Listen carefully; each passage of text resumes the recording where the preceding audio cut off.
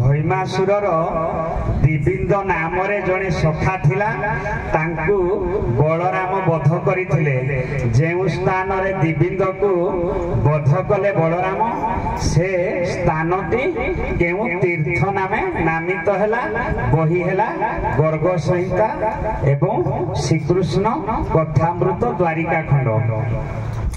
आज्ञा जेते बेले दिबिंद बानर सहित बलरामकर युद्ध हैला सेते बेले आज्ञा दिबिंद बानर बलरामकर समस्त वस्त्र को मध्य हरण करि नेछि।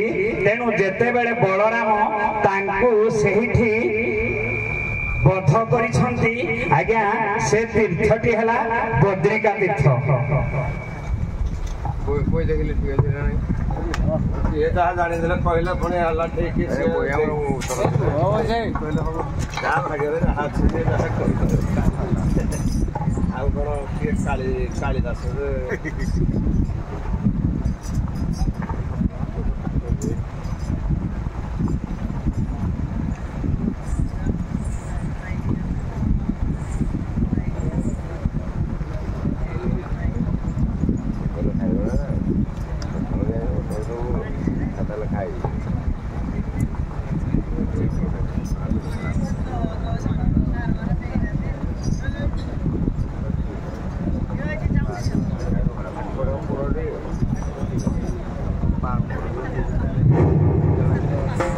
केउ गुरु शिष्यों विवाद अंतरे शंखधार तीर्थटी सृष्टि होइथिला।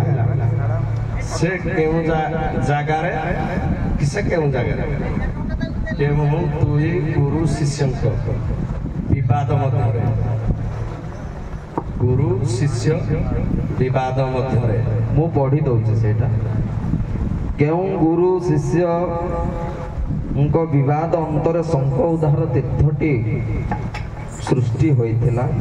से केउ देश रे से गुरु शिष्य किए केउ तीर्थटी केउ देश नहीं सेटा मु कहि देली आउ थरे आपण कहले केउ देश रे हां सेटा लिखा केउ जगह रे लिखा है आज्ञा से स्थान नाटी कोन गुरु शिष्य किए आज्ञा गुरु हेले दुर्वासा गुरु हेले दुर्वासा शिष्य हेले बलाहक।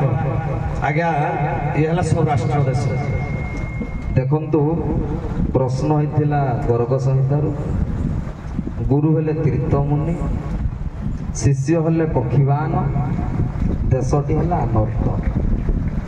आपणकर प्रश्न जोटा होइतिला सेटा होजी कपिटंक तीर्थ कपिटंक तीर्थ। धन्यवाद आपण मानको मंचर विदाय दियंतु।